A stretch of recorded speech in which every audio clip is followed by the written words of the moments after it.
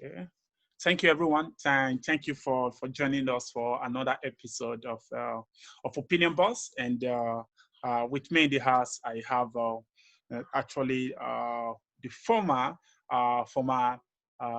advisor to the Romania and Moldovan Prime Minister. And he's right here with me, who happens to be a global analyst, a trainer on communication at the same time on political issues and so on. So he is right here with me. His name is actually Radu Magdin. Sorry, he would be the one to actually introduce himself in a formal way so that many of us can actually understand his own who he is and at the same time what he does. Welcome, Mr. Radu Magdin. Thanks so much. I really feel honored today, to make out this time out of your busy schedules to actually honor this program. It's my great pleasure, and I must say thank you a lot. Thank you so much, Timothy. And please, for you and for all of you who are watching, it's Radu. My name is Radu Magdin. I'm Romanian. I used to advise several prime ministers in Romania and Moldova. That's Eastern Europe, the place where I was born and raised. For me, it's a pleasure to speak with African friends. I've been going to Africa quite a lot in the past 2 years. I've been visiting several countries. I'm interested in Africa's development, in Africa's dreams, aspirations, and plans. And I hope to contribute via this conversation to perhaps a wider debate on topics that may be of interest to several of you. Thank you once again, Timothy, for the invitation, and I'm very happy to be here. One more thing to put on your radar: I'm also coming from a country who, although is coming from Eastern Europe, has had both a rough past. We have seen a communist past, which was difficult for us in terms of living anonymously, and we have also seen 3 decades of transition. And we managed to go from being very poor in the 90s to become more prosperous, to become better as members of the EU and NATO. So I'm very happy to share part of this experience with modesty, with humbleness, because I always understand that countries are different, realities are different, continents are different. But I'm also very, very interested in Nigeria and Africa as a whole. So thank you once again. Thank you so much. I must say thank you for your time with us. And without wasting time, actually today we'll be talking on the subject which I titled African governments and the political system, which have to do with the role of the youth, the civil servant in the society, and even the business owners.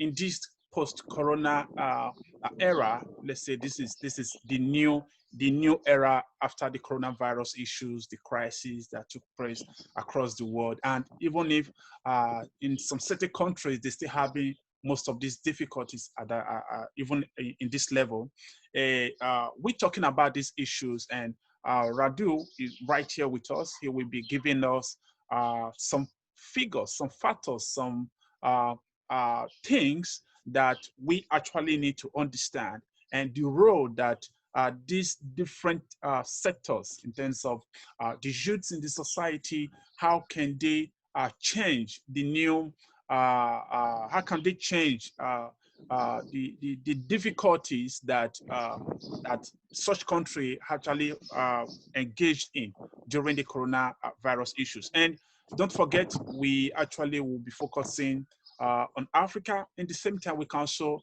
have some kind of comparison to maybe here in the Western world, like Europeans and other places, as long as being able to evaluate from the two sides to know what and how things should be done after this in this post-corona era. So we start wasting time because our topic still remain today. Let me just try to. Okay, this is actually our topic today, which is the social, economic, and political growth, yeah, in this post-corona crisis. So this brings our question to our time to the next question, which have to do with how would you define a social, economic, and political growth? Thank you, Mr. Radu. Thank you very much. I'll try to be as concrete as possible and try to also be as simple as possible. Why do I say this? I think that one of the traps of political communications, and I've been doing quite a lot of political communications in my life, and also one of the traps of leadership is the fact that we tend to be too complex. Although I believe that a lot of the audiences to which normally we're communicating are educated or highly educated, I think the essence of communications is to make sure you're being understood by everyone. So, from my perspective, if we were to define growth, I would I would say that all too often, not only in Africa but across the world, in Europe, not only, we tend to focus too much on figures. And we don't tend to realize, particularly at the leadership level, the fact that for people it's much more important rather to hear about 8% economic growth in terms of GDP, for example.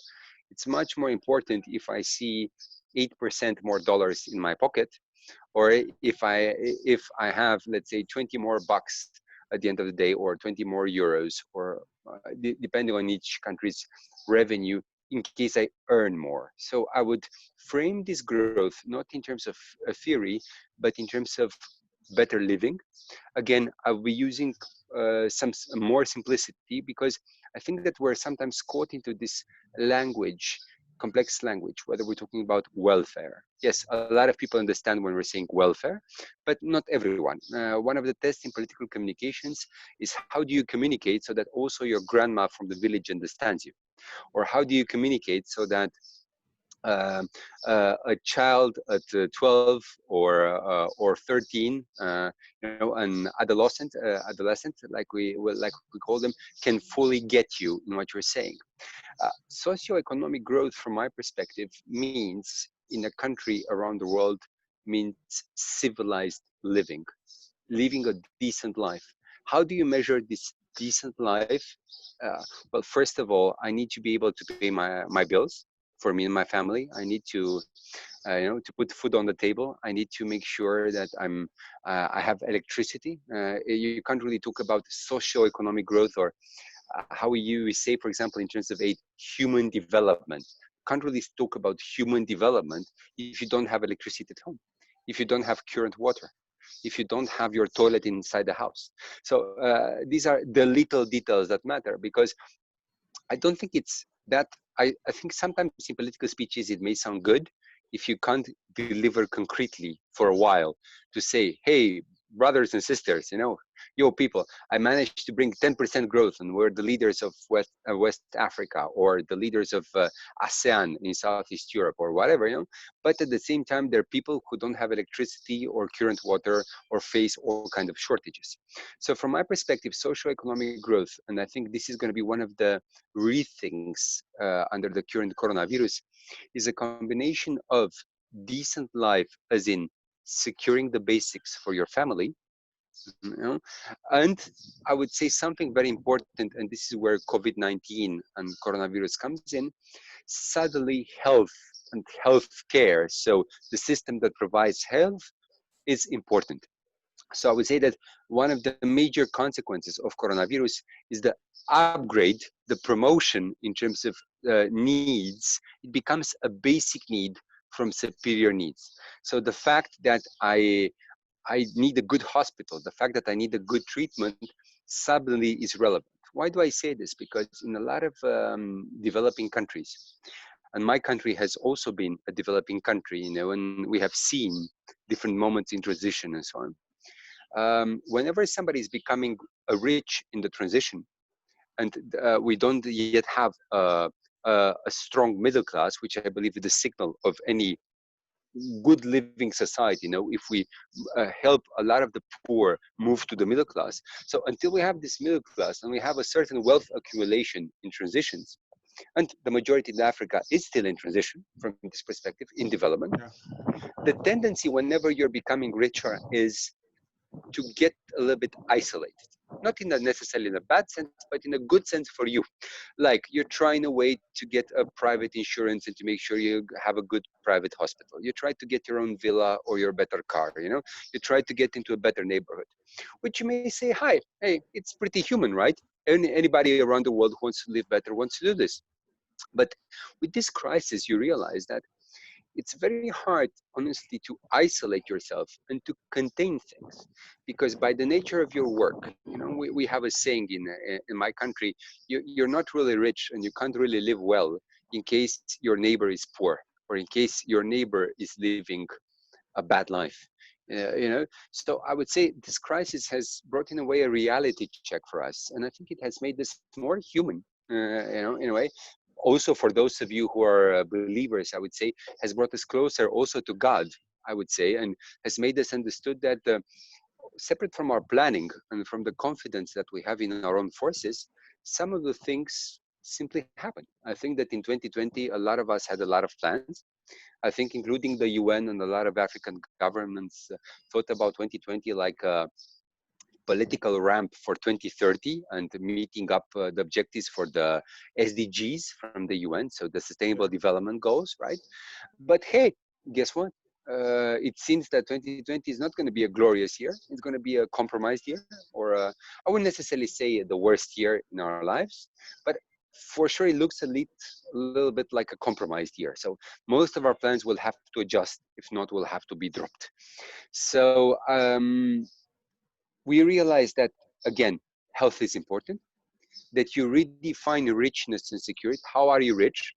I'm rich if I have me, my family, my friends, my community, if we have a good Definitely. hospital, if we have medicine, if we manage to take care of ourselves. Because at the end of the day, I loved one of the quotes from one of the presidents in West Africa. I think it was the president of Ghana. I saw a quote in one of the online magazines I'm following. I'm reading from Africa. It was like, we know how to bring economics back up, but we don't know how to bring people back from the dead. So, and I think this is perfectly true. And although African can have some kind of an element of pride because it's the youngest continent and you have the biggest demography, and yes, you have from this perspective the brightest and future in terms of national energies. You are by this youth, you know, you have this energy coming, and the continent is very dynamic. Even like this, whether we're talking about the young or we're talking about the old, because the old are not necessarily old and isolated, they're our grandmas, they're our parents, you know, and whoever comes as a victim of this crisis is at the end of the day, it's all lives matter. You know, I don't mean just movements who spark riots from time in time, like Black Lives Matter, but I would say citizen lives matters. If I were to make a, um, um, a display, a comparison. So health is important, communication is important, and I would stress that never before has, speaking of socio-economic growth, communication has been so important, because you have to be even more humane than before. You can't just be efficient, you know, because one of the big dilemmas around the world, perhaps less of a dilemma in Africa, but more of a dilemma in what you call the West, or the richer North as compared to the global South, the developing world, has been: what do we do with technology? The so-called Industry 4.0, the so-called fourth industrial revolution, which also involves something which is called automation. So basically, how do we make appeal to robots, and how do we, for the sake of efficiency and for the sake of, let's say, better industrial action, how do we, for example, use better robots or software like artificial intelligence? But this also has a consequence in terms of securing jobs. And I say less Africa than the rest of the world. Why? Because African leaders have a different kind of responsibility than leaders in countries who are getting old. When you're a leader in a country who is getting old, in a way you're trying to, and the country is medium prosperous or pretty prosperous, your duty to society is to make sure you're continuing a level of growth which allows you to have certain revenue and a certain economic traction which delivers to these people. let's say you're 20 million and you're pretty rich, you're looking at population trends, you realize that by 2050, you're going to be 15 million and pretty old. Your mission as a leader of such a country is, how do I make sure these people are satisfied with me? While in a way I'm managing, I wouldn't necessarily say decline, but I would say population winter, to put it even more in a more diplomatic way, and everybody gets what I mean. When you're coming from a young, vibrant African country, the situation is totally different. When you're a leader in Nigeria and you're looking, and 2050 looks like you're doubling your population, when at the end of the century, you're doubling your population again. When you're leaders of Egypt, when you're leaders of Morocco, you're leaders of Tanzania, Ethiopia, and Senegal, and other countries from across the continent, you really have a duty, I would say, to protect your population and invest in your population. And it's not an easy chat that you can have on efficiency, because let's say in case each year you have 2 more million youth coming to the job market, or 5 more million youth, or 10 more million youth that you have to integrate on the job market, on the labor market. Suddenly, all this talk about socio-economic and political growth, from which we started this first question, should not be a statistic, a bullshit kind of, to be very frank, kind of talk. Because for 10 million youth on an important country in demographics, in case I watch TV for 3 months and I hear the leader of the country telling me that robots are very cool, that automation is great, but I don't have a job, I'm going to be patient. 6 months, I may be patient. After 1 year, I'm going to become nervous. Because first of all, I think it's legitimate for me to try to find a job. Of course, there is always competition around the world. There is competition in my country, in your country, in Italy, in the United States, in China, everywhere. There's competition.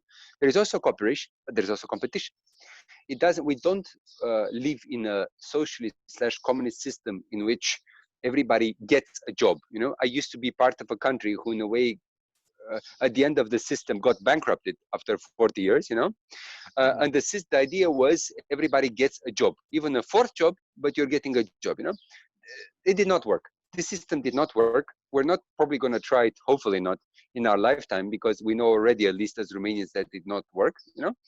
So we need an economic system. We need a recipe. Like grandma or mom knows how to cook. The same, we need a central banker and a finance minister who knows how to cook in the new coronavirus crisis. It's a crisis. A crisis would have come anyway. For all of us who are reading a lot from across the world, the only question as regards a new crisis was, when would a new crisis would come?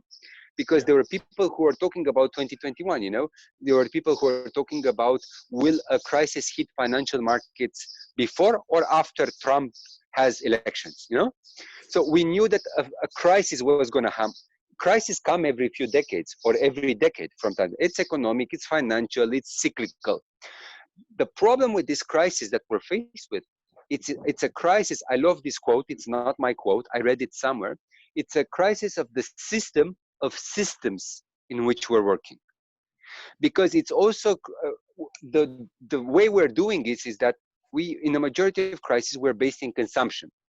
The problem is, how do you consume if you're stuck in your house? Because all these people who, for example, and I think this is also a problem in Africa, not only in some parts of my country. Some parts of my country are very developed. For example, we're very rich in Bucharest, for example, in the capital, a lot of investment. But we also have sometimes in the countryside or in lower towns, lower level towns, we have, for example, people who are working per day, which means that if you can't move from your house and work for your employer for that day, no food. No money, no food. No work, no money, no food. And I'm sure this is a reality also across the developing world. So I think this is one of the problems. And for these people, you can't come on a speech in front of the nation and say, oh, my fellow African citizens, things are great. And we have great socioeconomic and political growth. For all these people who could not move for 3 months, and basically in the majority of cases were not able, the men and the women who were hardworking people and trying to get their living as before, it's very hard for these people to believe words in case they don't have logistics. in case they're not allowed to work, so we have to, it's not by chance that right now we're starting to redefine everything. So not only we're setting the agenda higher up, like for example we spoke about the importance of health, right, or the importance of being more humane in terms of empathetic in terms of communications, but I would say we're also talking about model redesign, the recipe, the secret sauce that I was mentioning. How do you define success? Because even before, when we talked about the fourth industrial revolution, so the new economic models in sometime in the future, right, 2025, 2030, right, but now we're being forced with this conversation right now because, for example, one of the topics which was under debate was a minimum wage, a guaranteed minimum wage. And this is depending on how you want to see it. It's either something fair, in case people lose their job, the state will have to still give $50 to everybody to make sure that people, particularly in crisis times, they don't become desperate and they still have at least a minimum of food, and or to make sure they have a living. Or if you're looking this from the political perspective, this is something which is in a way a minimum pact for social peace.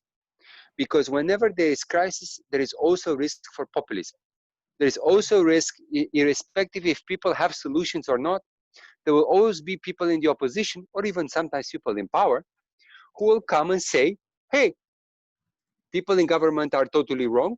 We have to burn everything down, and we have to make a new society, and people will believe them, particularly after a few months or a few years, in case they see there are no solutions from power. So this is my final point at this socio-economic and political growth. The final point is we're starting to rethink, to redesign, to put everything on the table. It used to be simple before, right? You would see, for example, leaders in some countries of Africa, particularly in some countries who delivered well in terms of GDP, they would come on TV and say like, oh, my fellow citizens, be patient. We are good. We are 8%, 10% economic growth. Not everything is perfect, but look, we also have now a bigger hospital, a nicer hospital in the capital. But this is not enough. People will not be patient. Everything is changing. The whole world is in a way in a crisis. So we need a strategic rethink. Thank you very much. I must really say thank you so much with your, large analysis that you made. Talking about, you actually make a point when you say instead of Black Lives Matter, I think it should be more focus of citizens' life matters, which is now this brings our question to the situation in Africa, like what is happening with my few years here on the Western world. Let me say, particularly here in Europe, and I have also gained an opportunity to travel to different places in Europe. I've actually seen the large gap between an African country and at the same time what we have here in Europe. And talking about this citizens' life matters, we have a system that is not actually working the way a system should work. You understand?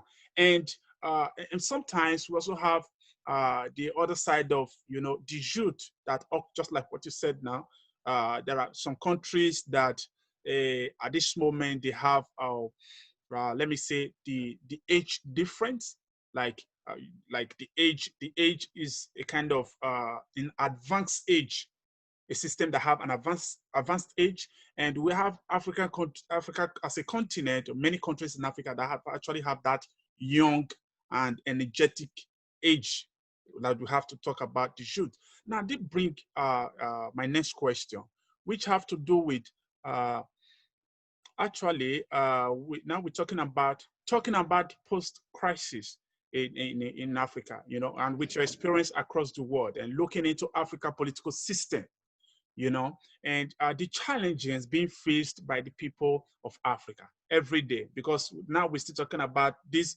Most of these challenges actually like these daily survivors. How do we survive? We like many countries in Africa, they survive by daily. Like you have to do something in a day to be able to stay on track. And would you say that the corona measurement taken by the African government across various countries was the best? And if not, what do you think that was missing and so on? Thank you. Thank you so much also for this good questions and comprehensive questions, which allow me to have a wider argument on what's happening. I think, first of all, that what happened in other continents happened in Africa as well. I think that leaders were surprised. They were caught off guard. I think that everybody had a plan, whether we're talking about either economic growth, local markets, elections. It's not by chance that, look, one of the effects of coronavirus has been the postponement of elections, or from this perspective, an increased stress to leaders who are in power because they know they're facing elections. Some of them perhaps they would have been more relaxed for the elections. Now they're thinking, I really must do my job. I really must deliver in case I want for people to renew my mandate. I would say, if I were to make a comparison with the weather behind me, when we started this conversation, it was sunny. It was beautiful. Africa is a continent, with all its problems, like we have problems around the world.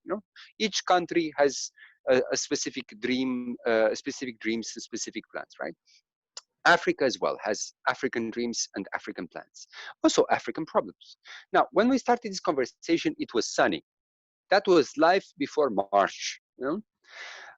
Now it's cloudy, and I could hear the thunders. I would say we are during, let's say, we are during Corona. We see these health issues. Now, in a way, we know we should take cover. This is what we're doing when we see lightnings and stuff. We don't see yet heavy raining. What we don't see right now with African leadership or other leadership across the world, we have a big question, and nobody has the answer yet. For we know that it's going to rain, but we don't know for how long it's going to rain. And this is going to be the drama. Will it rain for 2 years? Will it rain for 5 years? Will it rain for more? We have a saying in Romania, particularly after communist times, we say, no more sacrifice generations.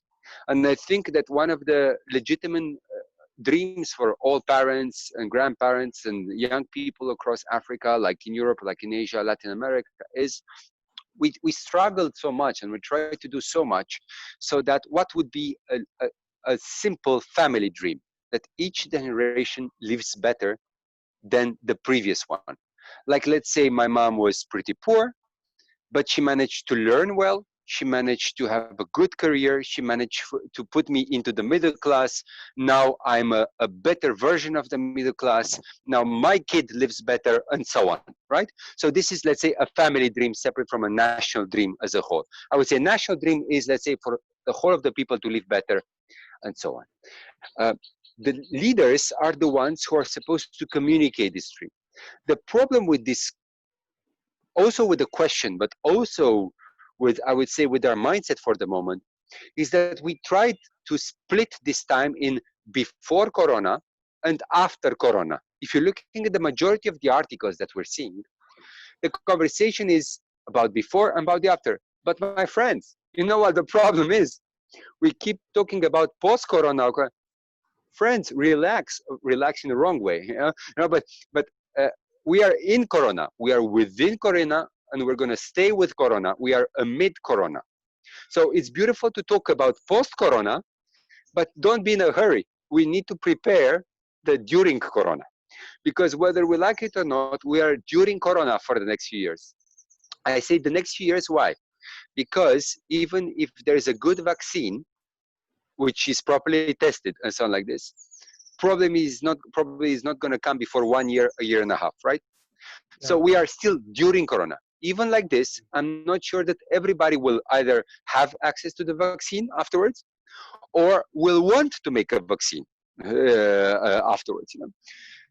There is also an issue of how do we live in between? How does the economy live? And this is my comparison with the weather. It's starting raining in our economies, and it's going to rain, and it's going to rain. And this is, I think, that the main challenge for the African leaders, like for leaders across the world, is to pray to God and make sure they improve. Why? Because they really need to become master storytellers. Never in our lives, except for in times of war, have we needed more, actual war, have we needed more storytellers, people who, and efficient storytellers. Why do I say this? Somebody who can tell me a story to give me hope, and also feed my patients so that I can go to sleep together with my family for another day with the hope that tomorrow is going to be, if not a better day, at least a day that we will survive and perhaps thrive. And I say efficient storytellers because people will lose patience at a certain moment in time if beyond my story, I don't deliver from time to time something. And I think this combination of, this is the main challenge for African leaders for during Corona. Now, your question also asked what happened not before Corona, but at the starters of this Corona crisis. I think that even the country that in a majority of cases, we across the world, we admire most in terms of development, the United States, even the mighty United States has seen that it has its own vulnerabilities. Even a model which has delivered so much growth and so much prosperity, like the US American capitalist model, has shown the fact that perhaps health has been underinvested, and perhaps in the future one of the lessons is that you don't have to be a socialist, like one of the debates in the American campaign was that Obama, with his Obamacare, or Bernie Sanders is getting us to socialist. But is it as a value? One of the basic questions in Africa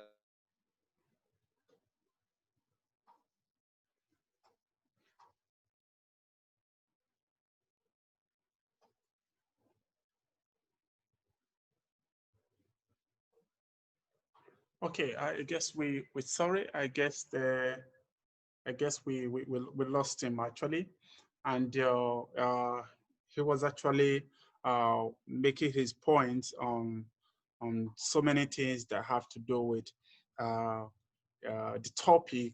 Don't forget, we're still talking about what can youth do in this post-corona era, and I think this also bring the questions to the floor. If you guys can, if you would like to, at the same time, uh, air your point of view, you are free definitely to do so. And we're quite so sorry, and we hope that he's able to get back with us. I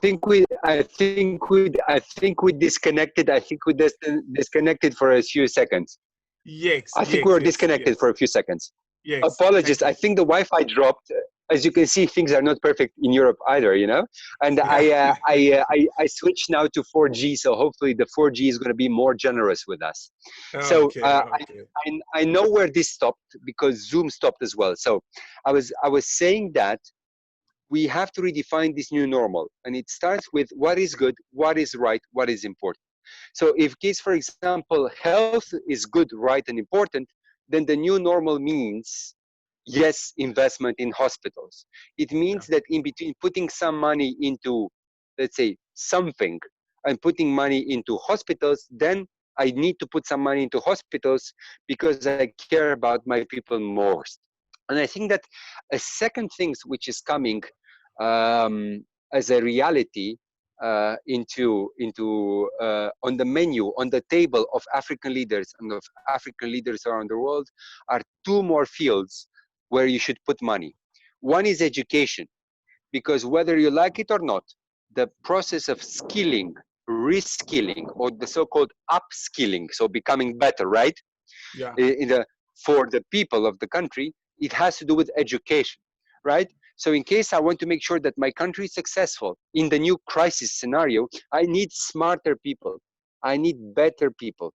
I need more efficient people, because I can't afford to tell to my people, sorry, for efficiency, we're going to use robots and that's life. We can all go home and watch TV, It doesn't work like that. So I would say like this realization in terms of more important values that health is important leads to a reprioritization on health, but it would also lead to a prioritization on education. What do I do for my young people? How do I get my people better educated? How do I get my youth trained? And the second issue is separate from this training, on a fast track, on a fast forward mode in the next 1, 2, 3, 4 years of crisis. How do I get fast jobs for people? Particularly in countries where I see each year the market, like for example, Nigeria, a few million people coming to Egypt. leaders, other countries, Ethiopia, other countries who are beyond 100 million in Africa, Tanzania, and so on, Yeah. countries who have a demographic pressure, leaders have to deliver. Man, Again, people will be patient in 2020 because everybody understands it's a really bad year. But starting to Egypt, Ethiopia, Tanzania, and other countries, Congo, and other countries around Africa, will say, hey, I really need to put people to jobs. So, separate from health and education, they will invest in infrastructure. People will be asked to come, and states will try to create jobs by putting men and women to work in infrastructure development. okay. Thanks so much. We're quite so sorry, though there is still some little problem with the network. We hope that as soon as possible, things can be fixed in the next week. We'll be lucky to have it fixed. So don't forget, we're still talking about the post-corona crisis in Africa, with your experience, which actually Randun actually talked about across the world, and the measurement that the African leaders took during these corona crisis issues. Now, this brings us to the next question, where we talk about the role of the youth for a national development, and what can African youth, do to insist in building a stable economic and political growth in Africa. So this bring us to this other questions, and thank you, Radu.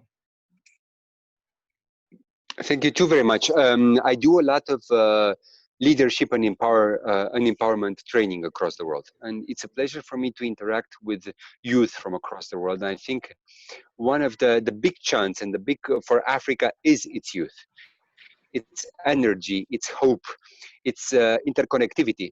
And I think we should use this crisis as an advantage, because never before has youth in Africa been so connected. Never before has Africa been able to, I would say, African youth been able to communicate between themselves so easily, and to connect also with knowledge around the world. Not all knowledge is expensive. The internet is full right now also with free courses. And I think that, speaking of role of youth, I would say, my friends, use this wonderful opportunity that suddenly transportation costs and other costs, are no longer an issue, to connect to good quality content.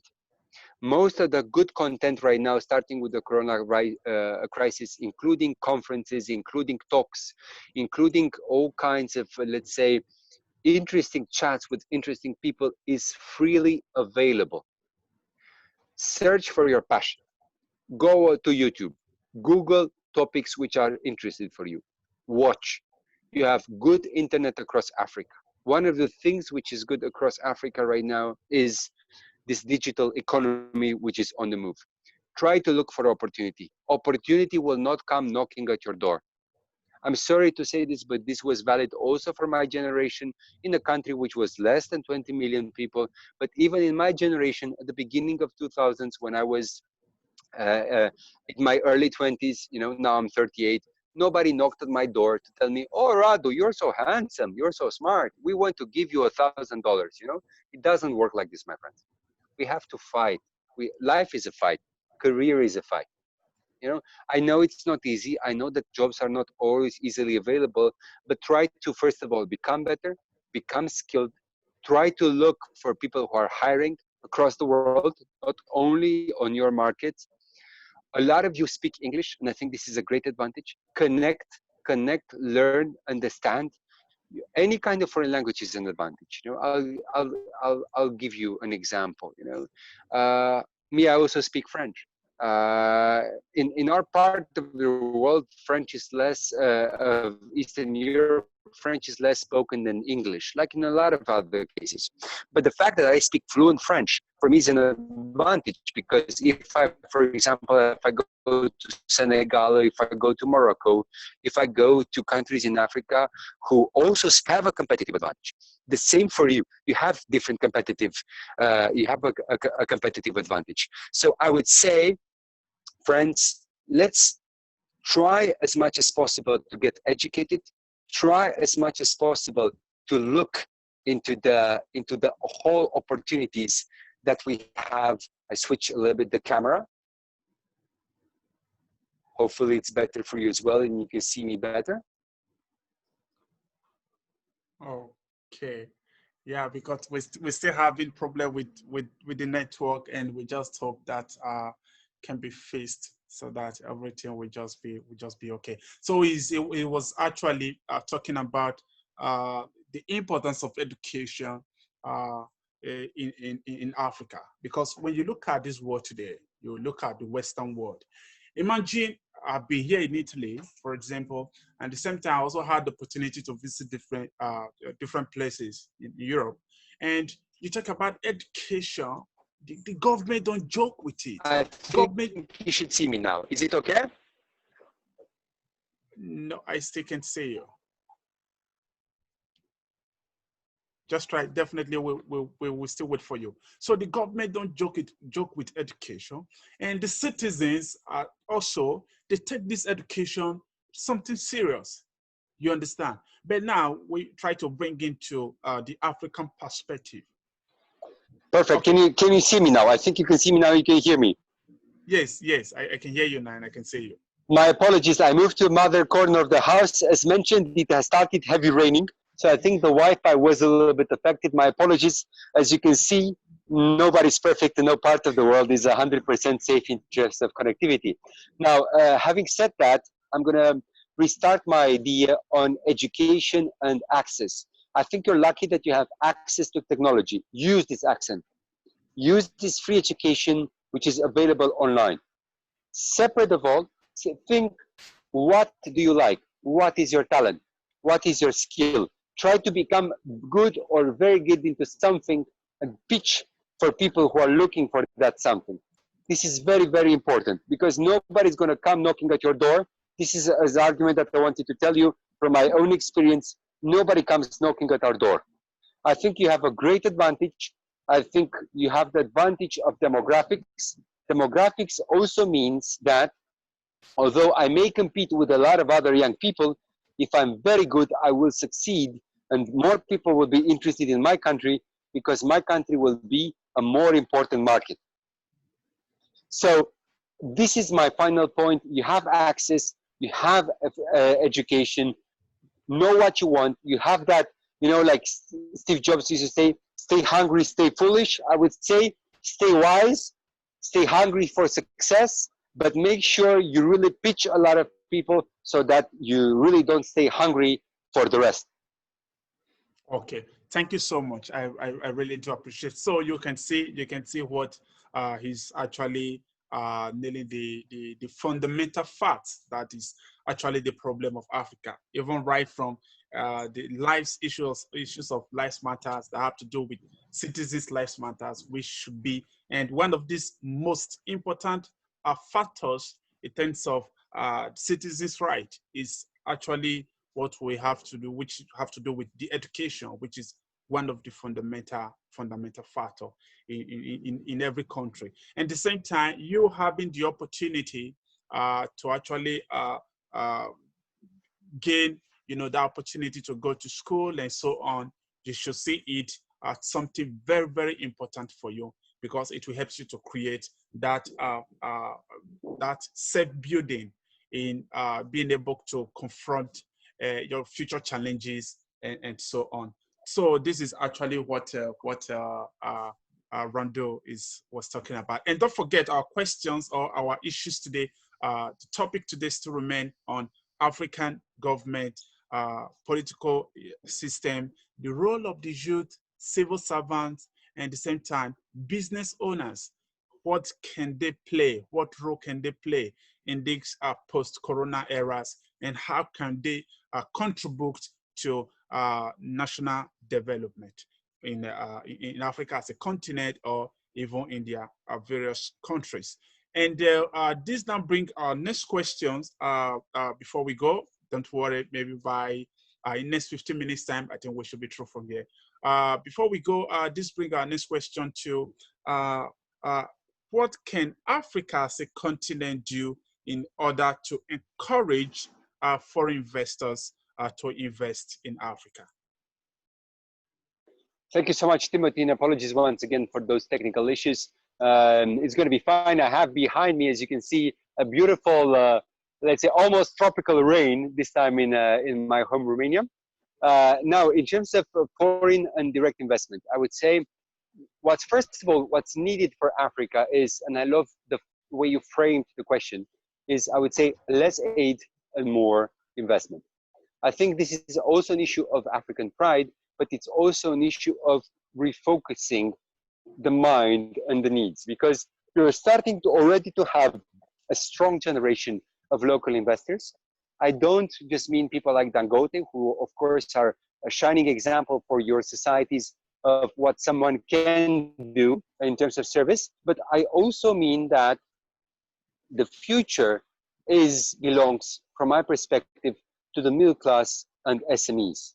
And you can't really have middle class and small and medium enterprises without investment, without seed funding, without an environment which allows this. Now, let me tell you what worked for my country. What worked for my country was, first of all, to have better laws. It worked very well to have more simplified legislation. Whether we like it or not, people are not going to invest too much, despite enormous potential, in countries where laws are too complicated. Why? Because laws which are too complicated either allow for various interpretations, which means that people can go to court too easily and projects get stuck, or too much bureaucracy gives opportunities for corruption. And this is something which investors, they don't necessarily like. So I would say, let's simplify the rules of the game and the money will come in as a first rule. Second of all, I would say, know how to present yourselves. I think there's a lot of talent in Africa. And I think also you have had both the immense blessing and the partial curse of mineral resources. I say this why? Because even in Europe, we say when your country is very rich in terms of minerals, we call this the so-called Dutch disease. So the fact that you may be rich for a while, but you're not being tempted just by being rich, you know, to invest too much in people and the next big thing simply because it gets you cozy. I think this has been an immense blessing, the fact that you're rich in minerals as a continent, but it has also been a partial curse because people who were into power, they were tempted to use power to get a hold of these resources. And second of all, because there was a temptation just to rely on natural resources to make sure this works. Now, the new economy, and I'm not just talking about a crisis economy with COVID, but the new economy for which we're already preparing is a knowledge-based economy. Or if I were to put it in simpler terms, like I have advocated at the beginning, a wise economy, an economy of the smart. So what we need to make sure is to make sure that our kids become smarter, our kids become more educated, that our youth becomes more skilled. It doesn't necessarily mean that we can all become Nobel Prize winners. We are different. We are not the same. We have been endowed with different natural skills and talents. If I'm a natural good singer, I'm not going to necessarily become, you know, the greatest electrician in the world. The purpose is not to totally reset people's destinies, you know, and make sure that just because we need a cleaner, we should switch the engineer to cleaner because that's the job available. Sometimes a life under crisis forces you, in order to feed your family and feed yourself, to do jobs for which you're not necessarily qualified. Like you may consider yourself you're better qualified, but unfortunately, things stand like you have to do a lower job simply because that's the job available. But I would say the future for which we should prepare in the years to come is a future in which we try to become better and better. You know one foreign language, try to learn a second foreign language. Try to learn a third foreign language. you know how to cook, learn also how to, how to do agriculture. Learn also, do a course on how to prevent climate change. Learn how to fight a so complicated expression like climate emergency. You are an engineer, you know part of simple engineering, that's fine. But okay, now let's try to do more complicated engineering. What I mean is the new economy and the crisis economy is something which is, in a way, is going to be stressful, but this is good for the body and also good for our mind. We need to become better. We need to understand we're not necessarily just doing this for the sake of the crisis. We're doing this for ourselves, for our families, for our countries, because otherwise, we are, my friends, we are in a global competition. Even my country, for example, has become a little bit better than the 90s and then the 2000s and then the 2010s. Even my country right now, as part of the club we are a part with, the European Union, we are still cooperating in this club, but we're also competing. For example, one of the biggest catfights in Europe is between countries who say we should use part of EU money for agriculture, or for cohesion. Cohesion is something like development for poorer regions, like it would be a similar equivalent to aid, So countries who are fighting for aid and cohesion, and agriculture, which I would say are economy 1.0, are competing for attention and for EU money, which countries who are saying, no, we should invest in research, we should invest in artificial intelligence, we should invest in electric batteries, we should invest in hydrogen, not in oil and gas. What I'm trying to say is, yes, for example, Nigeria has oil and gas, and it's great that you have oil and gas, but try to use part of the revenue from oil and gas to train part of your people, if not all your people, also in high tech. Try to have a high tech park in Abuja. Try to go for something really smart in Abidjan. Try to go for something really good, in Dakar, across West Africa. Try to focus for a specific niche in energy in Cairo or in Cape Town. All across Africa, try to think not only past and present, but also think of the future. And the future, as all of the people think of the future. Don't try to fill the gap. Use this crisis as an opportunity to go from industry 1.0 or industry 2.0 to industry 4.0. Don't go to industry 3.0, because otherwise the gap in between the rich world and the global south, out of which Africa is part, will continue to be a serious gap. Definitely. Thanks so much, man. I must say, I learned a lot today. Is a great opportunity. I must say, thanks so much.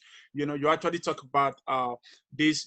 Not just on the You understand that Africa as a continent is a continent that is rich when you talk about natural resources, and you advise us in a capacity building in terms of human capacity building, human resources, to invest more in human resources instead of natural resources, which you also make us understand that, for example, if you understand one thing, you should push further to learn the second thing. I guess this is actually this is actually one of the fundamental factors that is actually affecting Africa or Africans today. Let me use Nigeria as a case study, because sometimes when they understand A, they don't really see it necessary to learn what is B, or what B have to say, or what B is all about. Like, for example, so they just focus on the A, and they just feel like by the time the A crash, automatically they turn back to zero. Let me use, for example, politicians in Nigeria as a case study. Like, for example, imagine just younger upcoming politicians, for example, who don't even hold any office, anything. But as long as they just decide to say, I want to be politician, they become, I don't know, national liability. Like, they just stay at home without doing one or two things that would have, okay, this is my profession, why I'm also engaging in political activities, but they just feel like I'm not a national property, And the same time, even with the youths also, who happens to gain one or two opportunity to have their opportunity, you know, their green light in the certain sectors, they just like go on without learning what the other sectors could have bring in, or just for future reasons. And lastly, you also made mention of, for example, let's talk about the language, which actually today this is actually going to the Nigerians that lives in diaspora, because some of us just feel that we are here, we don't belong here. I speak English, the people ought to speak what I understand, not what they understand. Now you can hear from him. When you understand one thing, push on with the other thing. Push on. At the end of the day, these are factors, these are things, these are instruments, these are knowledge that at the end of the day, you benefit from it. Not that you're doing it for the people, actually, not that you're doing it for the country where you live. At the end of the day, most of these things might actually be something that will be useful for you in the future. For example, I normally make people to understand, for example, you live in Italy and you feel that, come on, I'm a graduate in Nigeria. Like, for example, I learned English, I've studied on my year. Why should I learn, or what is the necessity for me to learn Italian language, like, for example? And at the same time, tomorrow you keep complaining that the country doesn't give you that opportunity that you need to succeed, for example. And and the other way around, you feel that you at the end of the day you have to go to UK. But going to UK, with you going there, being an Italian speaking person or a French speaking person, automatically going to UK, you have a double advantage in living in UK, because at the end of the day, there are so many sectors now. We live in global world, we live with globalization, more development, and so on. So most of languages are some of the fundamental things, some of the fundamental keys these days in pushing the world and in moving ahead. Without wasting time, I can say I'm so sorry. Can you hear me? Yes, I can hear perfectly. Okay, perfect. Now, before we go to the closing of the day, I just want to, because somebody actually asked a question from Gabriel Nwangwe, who said, can they ask your guest if he thinks, okay, if you think that the environment that we have in Africa gives the youth the chance or the opportunity to truly strive or become a major player in the economical globalization of Africa continent? It will not be, this will be a country by country approach. Let me tell you why. I think that it's very hard to put the whole continent in one direction. From my perspective, I think it's a mistake, for example, to delay your free trade agreement for the whole continent. I think that ever more in crisis, you have to stick together and you have to trade even more and you have to do more things together. And for example, I saw several news that some of the people said, like, or leaders said, like, oh, okay, now the crisis has started, we're going to delay. I think the biggest trap we all face in fulfilling our dreams is delay. In my experience as an entrepreneur, as a consultant, each time there was a delay, a delay from my perspective is the biggest mistake. Well, life goes on, my friends, and life goes on without us, you know? So I would say it's really important to proceed with plans. That's why I'm saying I'm not sure that yet the continent is so mature as to understand all of the countries, 50 plus, to understand that you are in the same boat and you really have to go together. I think that per region, you understand. I think that, for example, ECOWAS understands. I think that more and more you understand in your different region that you have common challenges. But I'm not sure that as a continent, because it's a really big continent, from my perspective, it's also the most diverse, the most multicultural continent we have in the world. So it's hard to see. That's why I'm saying the drivers will be national and regional. And I think that in each region, we're going to have a competition, a good competition from my perspective, for leadership, economic leadership, ideas leadership, and I would say for mid-power status. Because we talk a lot around the world right now about great power competition. But what we fail to talk about is regional competition and medium power competition. So for example, in my region in Eastern Europe, okay, we have great power competition. And for example, we're a part of the EU, and you could say that global Europe is a great power competition player. And we also have Russia in Eastern Europe, right? We also talk sometimes about US versus China and the effects in our region. But for example, we also have regional competition.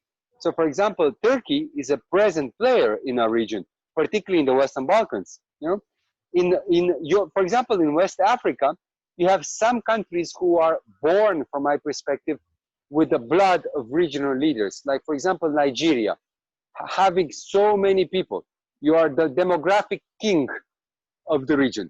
But from my perspective, looking at the region, if you're looking at economic growth competition, formal economic growth competition, I think this competition is more in between Cote d'Ivoire and Ghana. And if you're looking at models in the region, it's more in between Senegal and Ghana. So as you can see, things are more nuanced.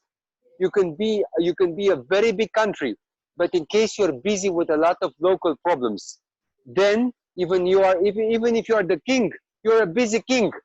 And when the king is busy, the princes in the region, they have their own issues. So I'm trying to say,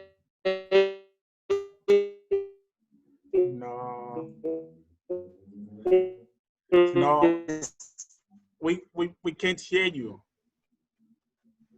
Yeah, with sorry, you know, because it's raining actually. No. No, we can't hear him, so we're quite so sorry. We're quite so sorry about that. So let's wait and see. It's not about leadership and storytelling. Yes, storytelling. The day your president has to be a good size, young. Okay, go on. We can hear you now. Oh, we lost him. We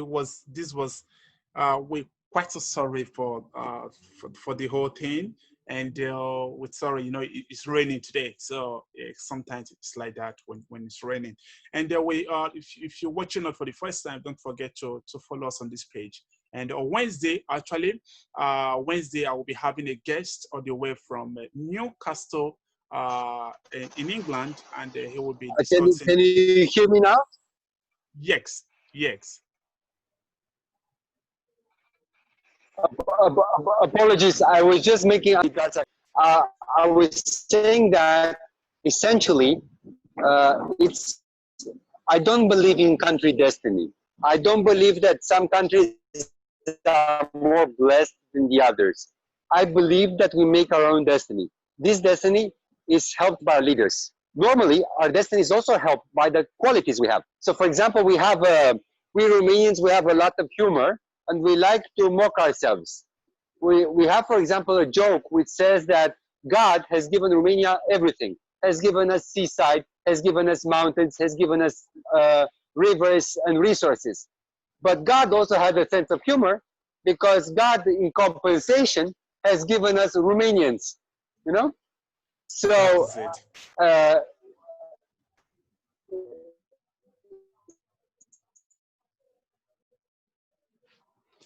well, we're sorry, guys. We're sorry for. So speaking of this, national resources, but you also have your biggest resource. That's great. In case we don't, then we should. Okay. Well, we due to the thanks so much. I must really appreciate your contribution today. Is really massive and it's so great. So we without wasting time, let's just go to your advice to the listeners out there, which has to do with Africans, Europeans. You know, we're still talking about this collaboration, because even I noticed during the coronavirus, the European Union actually played a big role. Also, Nigeria was actually the second country that the European Union supported. with the sum of 50 million euros. So that was actually 50 million pounds. That was actually a lot of money. And we're still talking about hoping to have further collaborations in terms of investment between the European countries and Africa as a continent as well. So what is your advice for the listeners, particularly the youth, in terms of leadership building and human capacity building?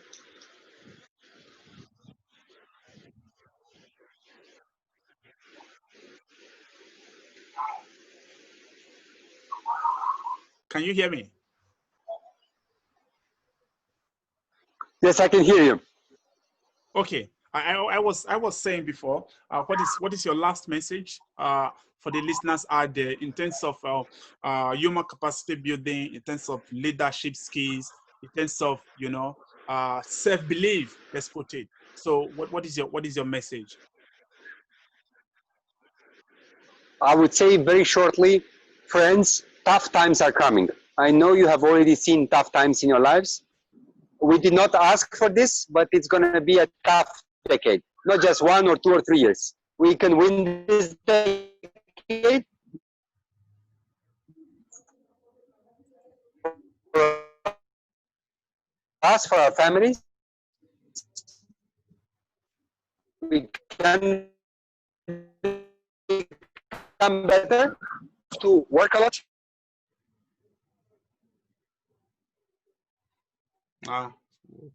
We're so sorry. Okay, thank you guys. As we were saying before, on Wednesday, 10 p.m. on Wednesday, we'll be talking about matters arising, issues facing Africa in general. And at the same time, I'll be having a guest from Newcastle in England. And on Saturday, 7 p.m., this Saturday, I'll be having a guest who happens to be an author, and he wrote a book on the racism and so on. It will be joining us from Belgium, from Brussels. So let me leave. Let me have your word before we go. Okay, now I can see you So and I can hear I you. don't know when I got interrupted last time, but the good news, friends, is that I can confirm that I have a lot of a storm around here. So as you can see, it's true what I'm saying. It's a blessed That's day for great. us. We say in Romania that when it rains, we're going to be very lucky. Yeah. So the good news is we are connected technologically. There are a lot of opportunities in the new economy for those of us who are going to be searching the internet for opportunity, who are going to become more educated, and who are going to connect with interesting people. Let us do this, because this is the only way forward. Not only in isolation, but also after we're going to be able to breach this isolation. So thank you so much, and let us grow together. Thank you so much. I really do appreciate your time with us, and we do hope to have you next time, probably to talk more on the leadership skills and youth, the importance of youth involvement, the role that they can play in being able to render that self-development, self-accomplishment, in the same time to the national, to that of the national development. Thank you so much. I really do appreciate. Do hope to have you next time, and thanks to our listeners out there. Time for your times for the time that you spent with us. We do hope to have you back again 10 p.m. on Wednesday, and Saturday 7 p.m. on Saturday. Thank you so much, and you have a great day. Thank you, Radu. Thank you so much once again, and apologies to all of you friends for sometimes missing the connection. Yeah, it's all right. Thank you so much. Bye. Bye.